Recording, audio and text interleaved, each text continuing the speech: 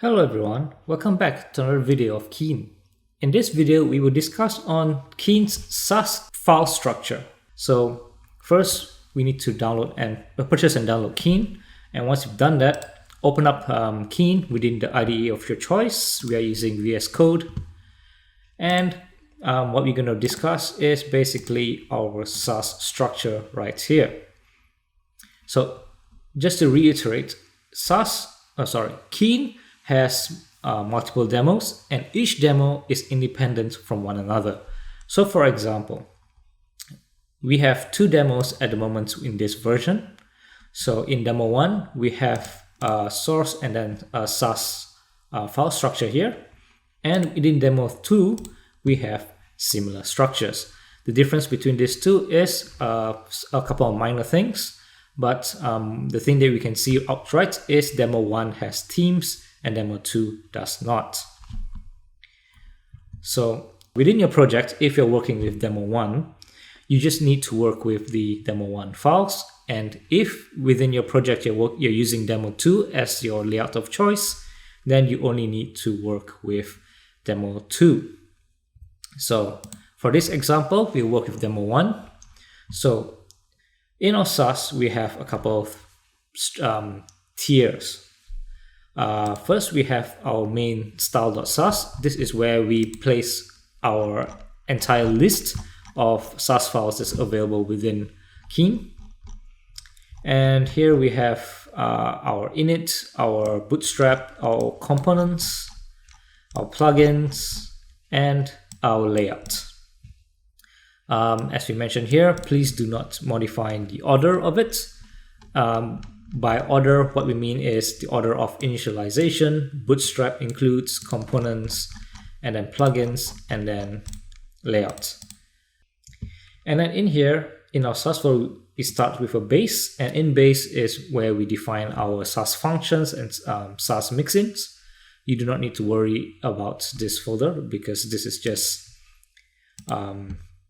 functions like get functions, hash functions, some square roots and colors like inverse colors and so on, and certain mixins like attributes, browsers, and whatnot. So we don't have to worry about the base. What we want to really talk about is our components, layout, and pages. So before we get into this tree, let's get our themes and vendors out of the way. In themes, we just define our dark and light skins for demo 1. In here, we just define like, okay, for the aside menu, we will have certain colors, and for the light version, we have different colors. So similar concept for all of our other skins. And within vendors, we have, for example, our CK editor. We're just going to define, okay, our toolbar will have certain border radius, and our classic and document type CK editors will have different border radius. That's all it does. So these are all SAS customization for plugins.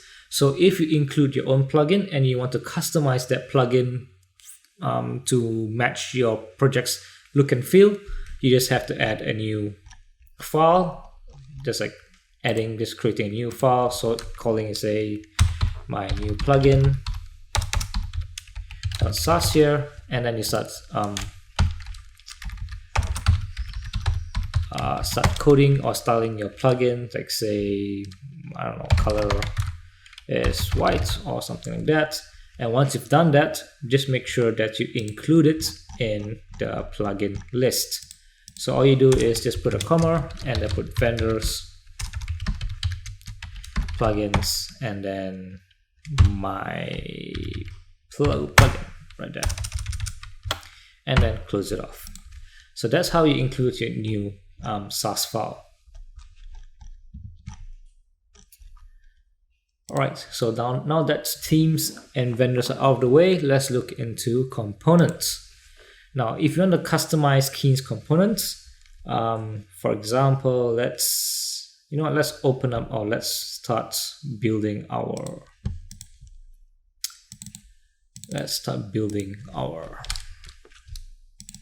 demo CMD.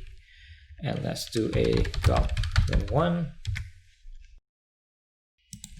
Right, let's go ahead and do gulp localhost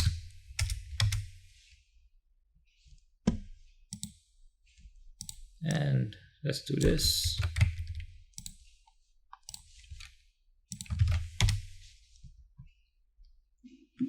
All right, we have our localhost environment running, and let's go back to our SAS, and we can see here we have some alerts, breadcrumbs, bullets, and buttons and whatnot. So now if we want to make any change within Keen, so let's look at our buttons here. For example, this page, if you make any change, for example, we can change colors and whatnot. There's a few ways you can do it. Number one, we can actually just edit within this file here, but we've made it so that most of Keen's configuration is stored or saved within a variable file. What do we mean by that is if you scroll down within our components, we have three variable SAS files. We have our Bootstrap SAS file where we define all of our colors right here. They have a primary color, which is this, secondary, success, info, and whatnot. Everything is defined here. We even define our font. So we even have our font family, our font sizes, our H1 sizes, heading sizes, display sizes, and so on. We even have our font weight. So most of it is defined within this variable file. And if we want to change anything globally, we just have to overwrite this variable and everything will just fall in place. Now within our custom variables is where we have Keen's custom variables that extends bootstraps. So we have our own like height and width arrays so that you are free to use this as well. We have our icon sizes, which is like super small, extra small, small and whatnot. Our SVG icon sizes and so on. Now we have a variables.demo. Now this is where you put your variables that overrides this too. So for example, we want to change the primary color. So this is what happens. We add your primary color here, your primary variable here, and then change the color hex code here. Now after this, we do not have the default flags, but if you look into the Bootstrap colors, where is our colors? Right here. So primary, in the Bootstrap SAS file we have a default flag, but in our, let's keep this open, and within our demo we do not have the default flag. So when this happens is this color will always overwrite whatever is in here. Now we highly recommend for you guys not to do any changes within this file and do it here. So if you want to change any colors within, like say you want to change a success color, instead of using this greenish teal color, you copy that, put it in here, and then you change the color right here to something that you want. And then once you've done that, you remove the default flag like so. And then once you've done this, you'll then overwrite your color. So let's go ahead and do that. So let's just change this to some random green color, like so, some really ugly looking green. And I wonder if we can change that color. Yep, let's maybe put this. Yeah, that's fine. And then what we do is we save this. Let's remove this so that we don't have random things happening. Let's delete this file as well. Yep, that's done. And let's go ahead and open a new command prompt so that we can run our gulp compiler.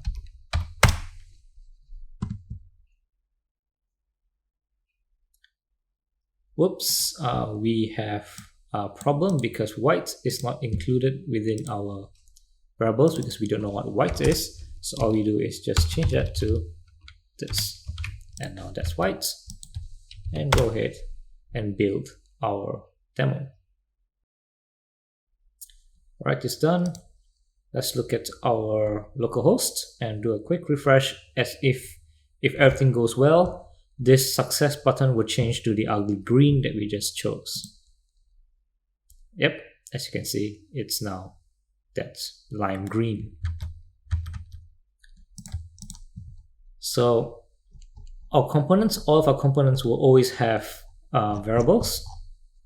And then what you need to do is when you want to override certain variables or certain colors or certain font sizes, all you need to do is refer to the Bootstrap file. Find, like, say, font family. Say you want to change the fonts, just copy this entire font, put it in here into the demo SAS file, and then override it to whatever you want and remove the default flag. And that's it. Now comes to our layout. Now within our layout, we have certain things. So to define what's the difference between component and layout is if you look into our demo. Now these here buttons here are components. Layouts will be like this menu here and this top bar here. And if we scroll all the way down, we have our footer here. So if you go back to our dashboard, components are like our widgets here, our widgets, this table here, and this list and this view, this widget with these buttons here, and sliders and all this. These are all considered components. And layouts will be just this aside menu, this top bar, and if a page has a sub header, then it will be right here. And if we look into demo 2, all right, we don't have demo 2 running with our localhost. So let's look into our theme, go to demo 2. Do we have our assets built? No, we do not have our assets built. So let's just go ahead and build it real quick.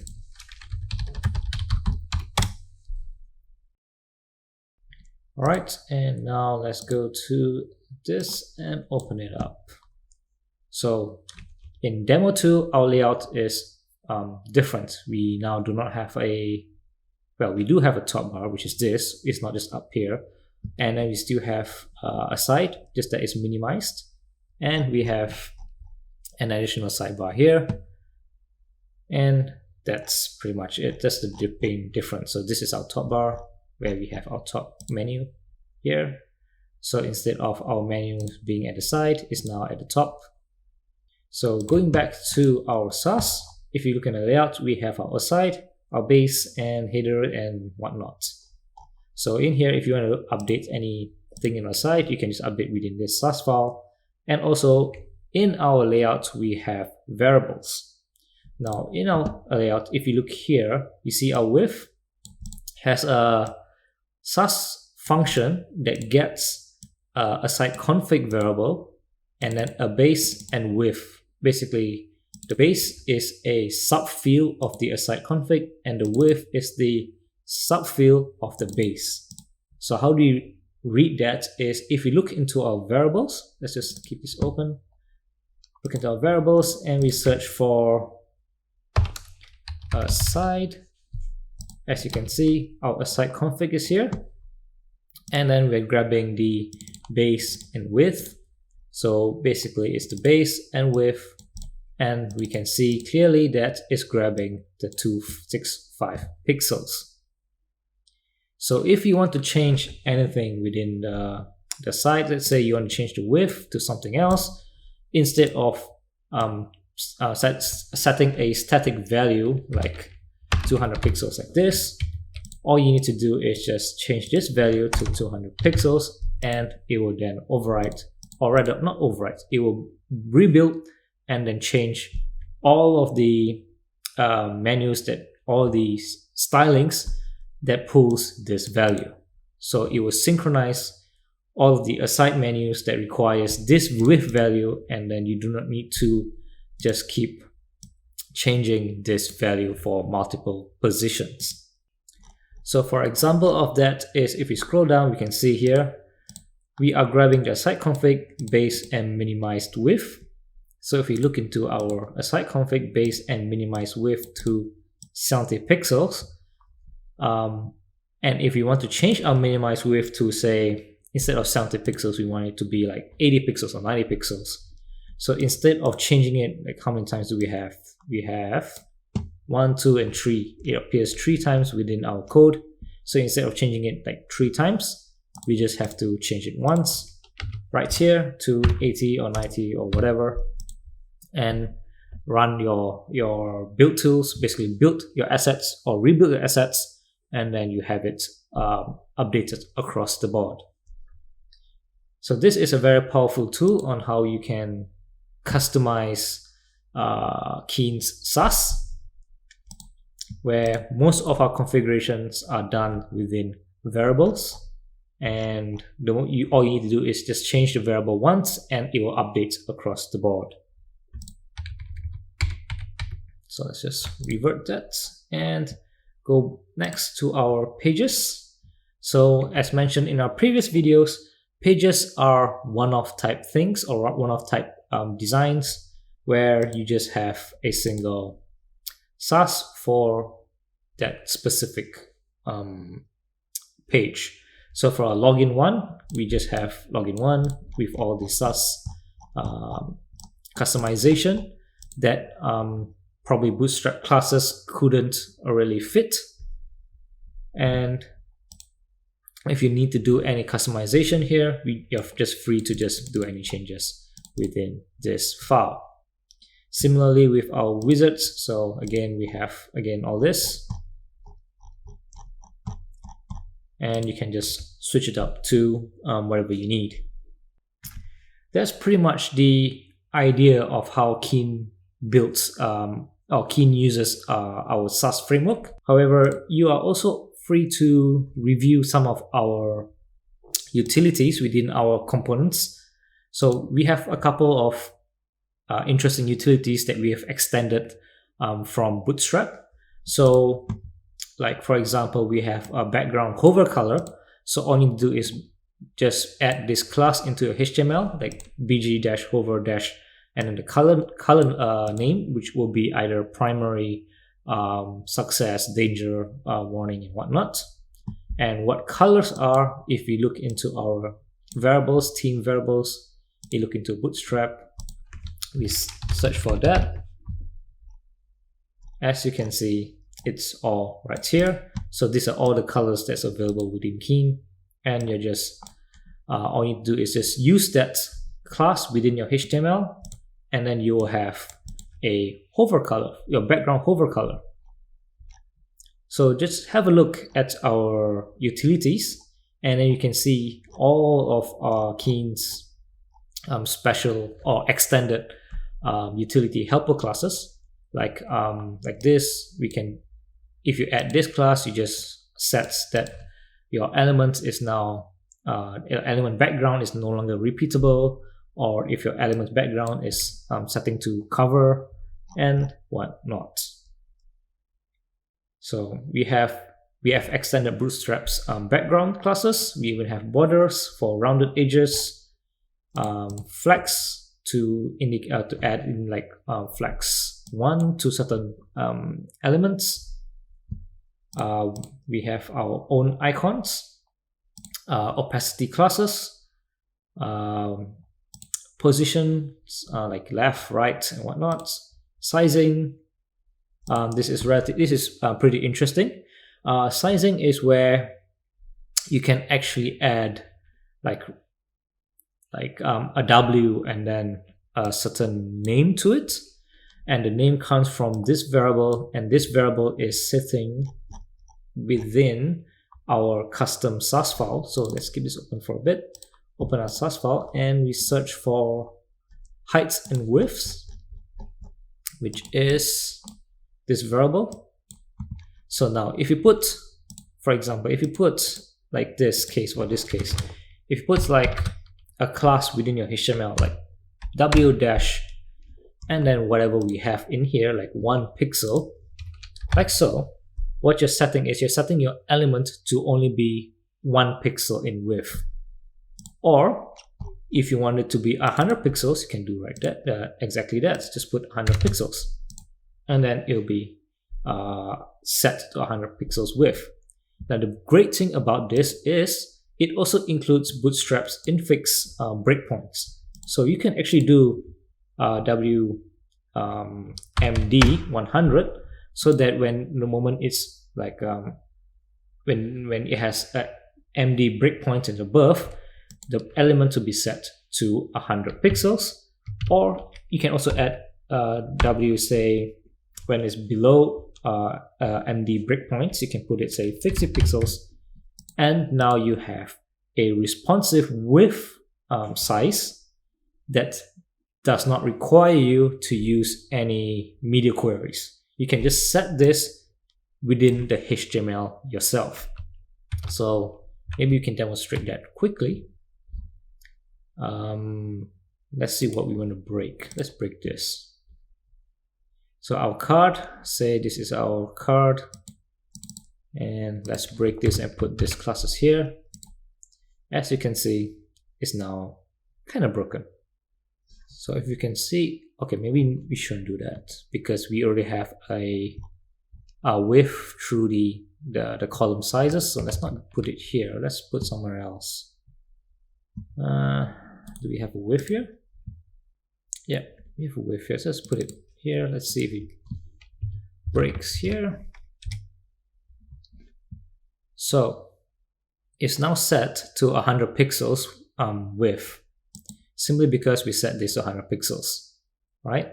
But if we make it smaller, no, let's make it bigger. So it's 200, and then anything smaller than MD, we'll change it to 100.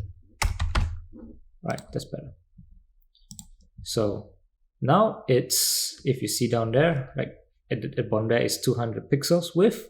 Now if we make it smaller, and if we go the moment it goes below the MD breakpoint, where's our sidebar? Alright, our sidebar is here.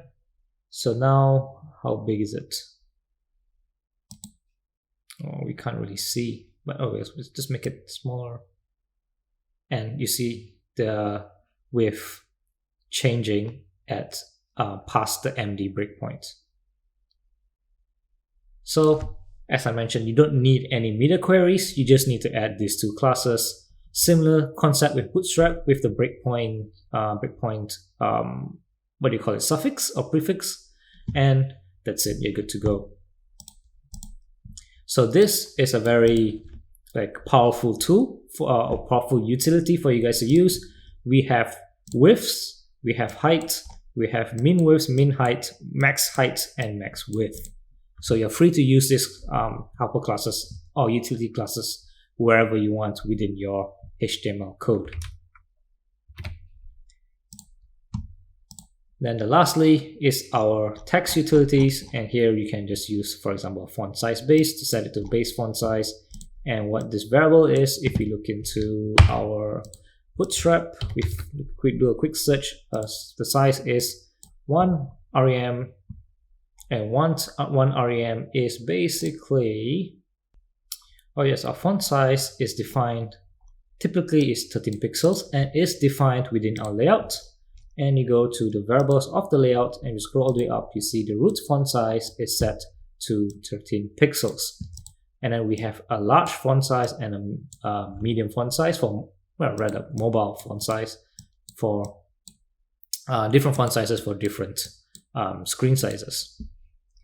So if you want to change your font size globally, all you need to do is just change this number for desktop, this number for tablet, and this number for mobile. And please keep in mind, the moment you change this font size, it will also affect the spacing within Keen, because Keen spacing is based on this this root font size. Now, what do we mean by that is, if we look at our Bootstrap variables, and we will see, say,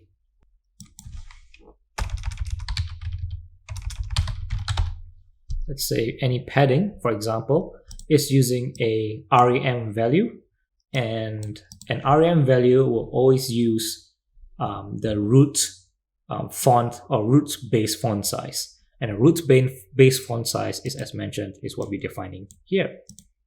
So 1 rem equals to 13 pixels, and if you're looking at something like 0.65%, like 0.65 rem of 13 pixels is, I'm not exactly sure, we just need to do some math. Basically 13 pixels times 0.65, and then you get this value. So just keep note of that. So I suppose this is the end of our SAS overview. I hope you found this video informative. If you did, please give us a like, and please subscribe to our YouTube channel so the next time we release a new video, you get an update. Please also follow us on our social medias. Links will be in the description below, and I'll see you guys in the next video. Take care.